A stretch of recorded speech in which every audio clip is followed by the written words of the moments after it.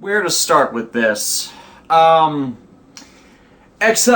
well, honestly, even with the previews, I didn't expect things to go quite this way. Um, because I kind of think you kind of can see it coming in hindsight. It's just that immediately from point to point, you thought there was going to be a bit more of a build up to them getting people using the Kamen Rider Chronicle Gashot for their right player victims. But no, we're straight into the game is mass produced, the game is out on shelves, and this is the hilarious thing, kind of in hindsight. The game is rated Sero A. To translate into that terms you might know, it's the equivalent to an ESRB rating, the Electronic Safety something review something. The people who rate games for maturity level and audience. But a Sero rating of A is equivalent to a E for everyone kind of game. Yeah. This is the Japanese equivalent of giving a 10-year-old Grand Theft Auto, so immediately that's just a point of, well, Aldo's probably adding it to the gaming references list for Xide on the Kamen Wiki, but that's kind of, that just builds it to all kinds of joke potential, with people capturing scenes of people dying, because now Kamen Rider Chronicle, the game, is a game world where bugsters kill humans instead of humans work to stop bugsters. It's a complete inversion of reality, and this is how they're going to eliminate humanity and rule the world, because I don't think they even need humans anymore to propagate, thanks to the Chronicles. But regardless, they're getting people to play the game through manipulation of the Bugster virus they previously mass infected people with. So, the virus, instead of propagating new Bugsters, is doing what it did with Emu. It encouraged him to play games, and now they're applying the same thing to all their victims to make them buy and play Kamen Rider Chronicle. And the victims don't even realize they're walking to their deaths. Now, a question about this is, what happens when all the Bugsters that haven't become complete through this new system become complete? Do they become complete if they take down a single ride player, or are they complete as long as they're parts of Kamen Rider Chronicle and just can be revived again and again no matter what? Or is it going to be something like they're just mid-level bad guys, and now that they're part of the Chronicle, will defeating them there defeat them for good? Because Salty, the Salty Bugster, in this episode says that Bugsters, every time they come back stronger. So, what stops them from coming back? Is being part of this game for real going to stop it? Like how they cleansed the Bugster infection from the main Gashots? Or is it going to take further programming from Maximum Mighty X to remove that function from them to defeat them for good? These are questions the series is bringing up, because, let's face it, they can't keep respawning these bad guys indefinitely, as they will eventually reach a point where all of them level up to level 99, and they'll be outmatching everyone but Xide, and I doubt they're going to go that route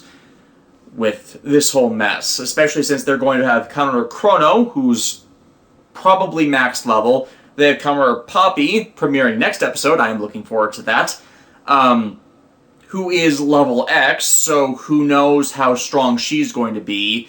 Muteki, when Xide gets that in another month, beginning of June possibly, is going to be outside the level limit system, but everybody else, it's kind of iffy on that. So, yeah, I am very much into this new arc, which they spend most of the episode just setting up and establishing for everything that'll follow in the next, 20 episodes, 22 episodes? Are they actually taking the episode count back up to 48? So there's going to be another 23 episodes to play with this. Who knows? They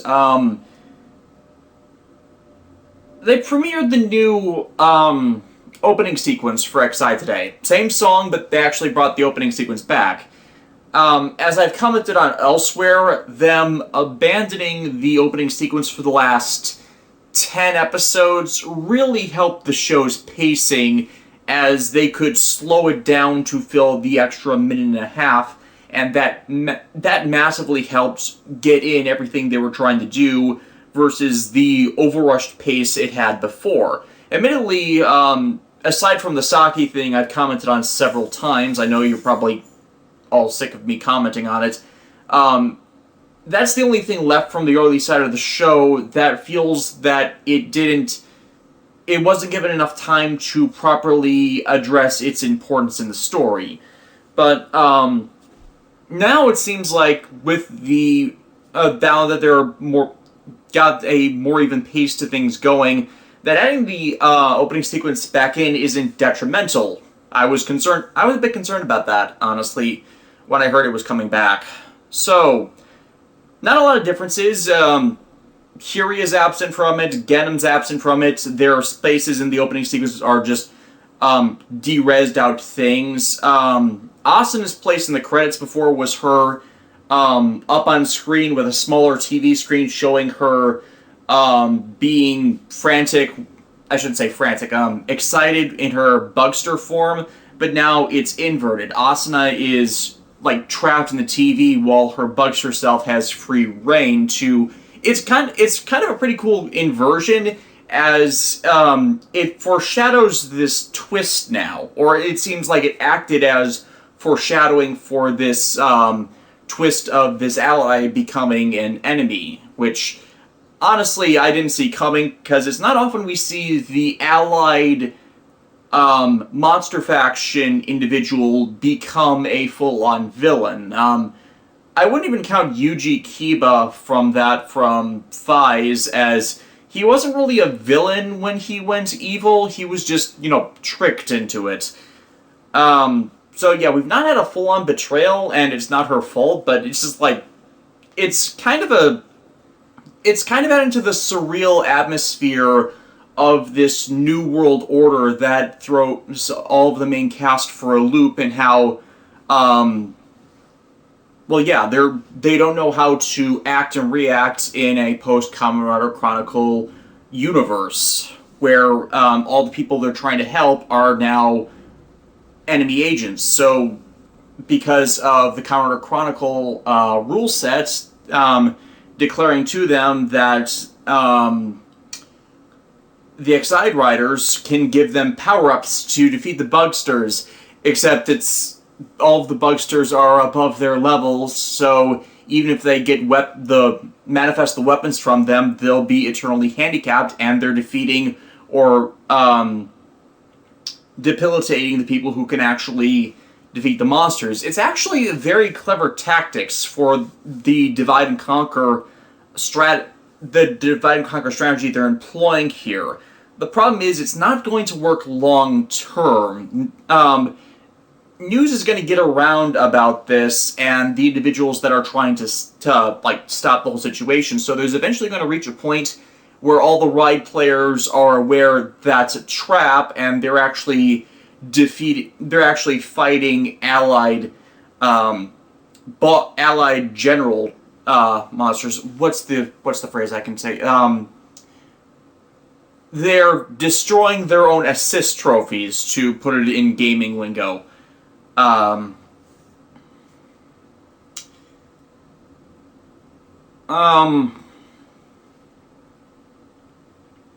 of struggling to discuss it, because that's all the big basics of the episode.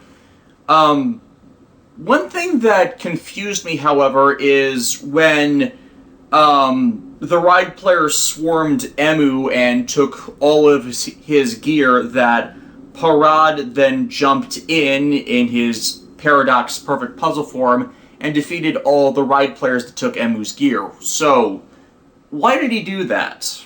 I mean, it's by the Kamen Rider Chronicle World Games' own rules. Emu was now eliminated. Not eliminated as in dead, but they took all his gear, so why get it back for him? Is it because he really wants to fight the Bugster within Emu so badly that he's nullifying this sudden handicap he suffered?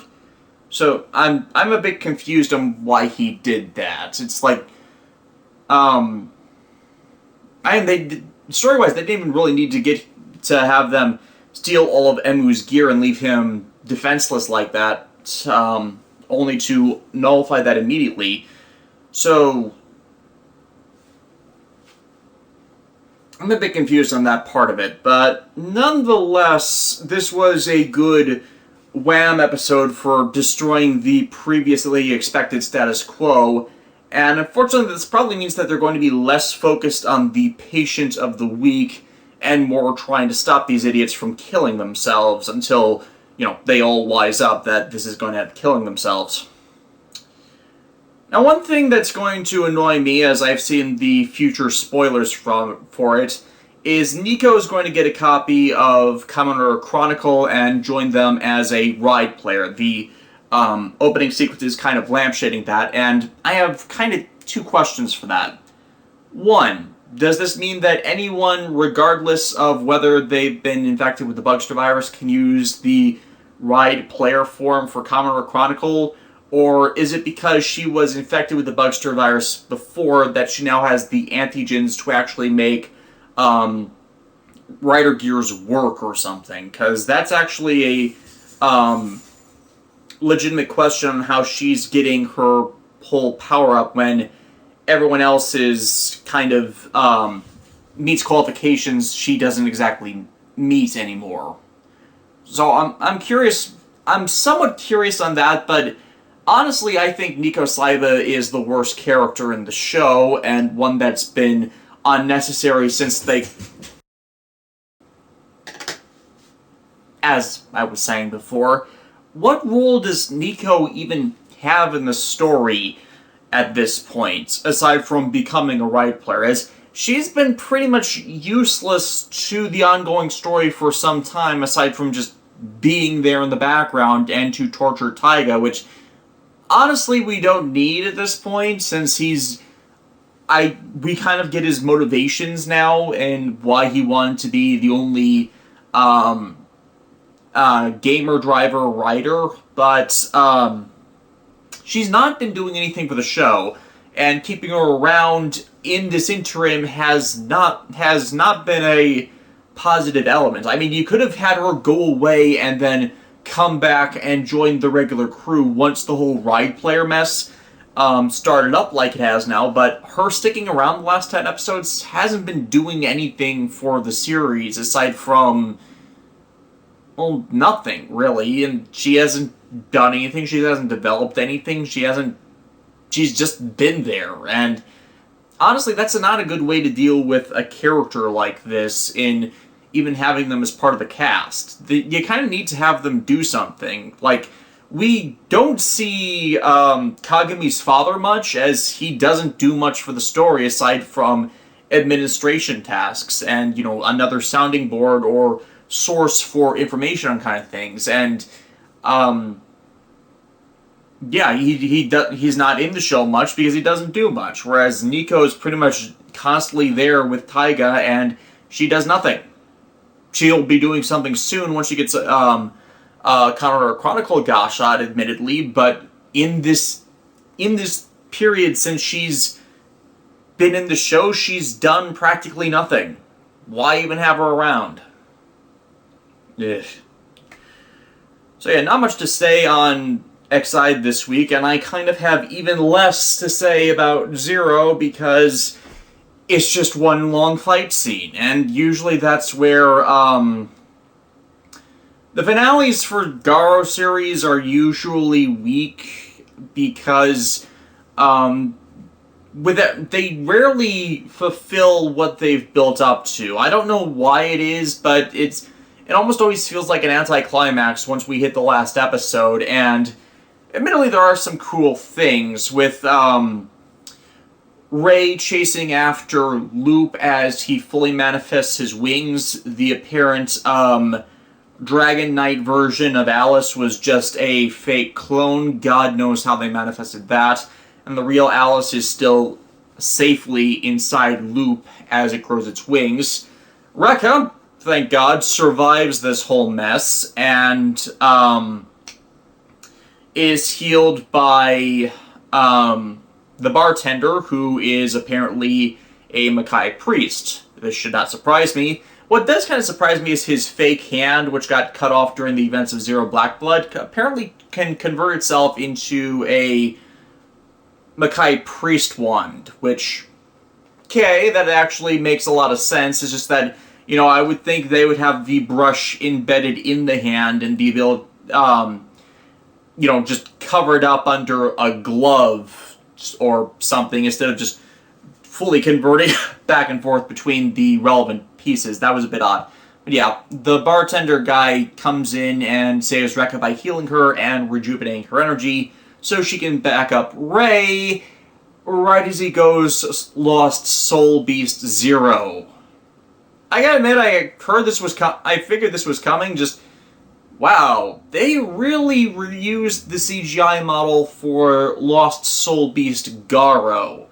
I mean, it kind of makes sense. Just because the armors have a different visual aesthetic doesn't mean they're not, like, demonic wolves. So, it kind of makes sense that they'd end up having a contiguous form among them for this. Zero's waist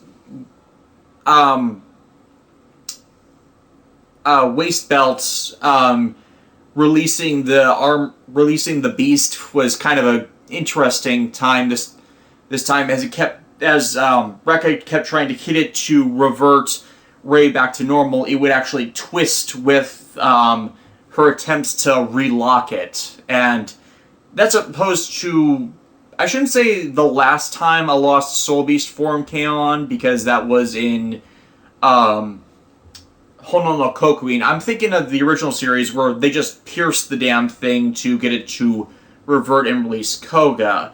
This time, they still end up doing that with Loop eventually piercing that piece to revert him, but in the interim, it's kind of an odd transformation that Ray's Soul Beast form goes into, as every time it bites down and damages Loop, it apparently takes into itself a bit of the dragon's power. So, first it grows wings to counter Loop's flight, then its body elongates piece by piece, and then it starts looking a lot like Bahamut, as in Final Fantasy X Bahamut. Maybe not as stocky as it. It's more like a bit more of an elongated version of it. It just looked really. It looks really cool, honestly. But yeah, that's pretty much how Loop is beaten down by a Lost Soul Beast Zero, and it's a dual killing blow from both sides that Ray only survives because he's the main character. Then as Loop lays dying, Adele somehow manifests from him. How? I mean, I know Loop is technically Adele's son from the whole mated with a dragon logic to all of that, but he's dead.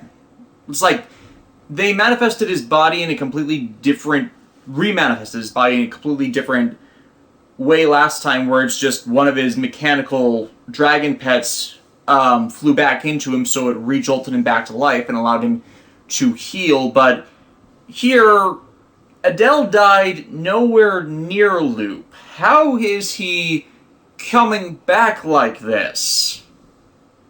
Not explained. So, what was that? Was it not just Adele, but was that actually Loop's soul that manifested separately from his body that Zero cut down to just I don't know. What was that?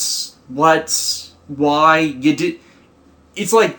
It feels like a big-lipped alligator moment, too, as right after that happens, then Luke's body starts... not even decaying. A forest starts growing from his body for some reason. I don't know. Maybe it was trying to manifest Alice's innermost desire, as she apparently switched sides and wanted Ray back instead of what she actually wanted for... I don't know. That part of it also didn't make sense to me. As Alice is about to destroy the world, or at least destroy the city, using Loop's power, which is gathered from moonlight or ambient energy or something, but yeah, it's supercharged dragon breath. It's mutating again to taking all this power, and then right as she's about to have Loop do it, she calls out Ray's name and remembers Ray, and that's supposed to make it seem like she's better now. The last episode made clear she's a full-on sociopath without the ability to feel normal human emotions, and then suddenly she has feelings for Ray again. I mean, before, the entire point of that last episode was to show that, yeah, it was just an ongoing series of manipulations, and then you're backpedaling on that when the previous manipulations thing justifies all of these odd character occurrences with Alice throughout the series. It's like, you're undermining your own narrative after you fixed your own narrative. Why would you do that? And it's all to facilitate, at the end, a sad, tearful moment of Ray letting Alice know his real name of Ginga as she dies, and him crying over it, even though, yeah, the bond between them was pretty much broken by her going, I will destroy the world because I don't care about the world. I don't... This to me was not a very good ending, as this doesn't seem much like a tragic love story, but more of I was fooled by this woman who was hurt by the world and now wants to destroy it. It's like...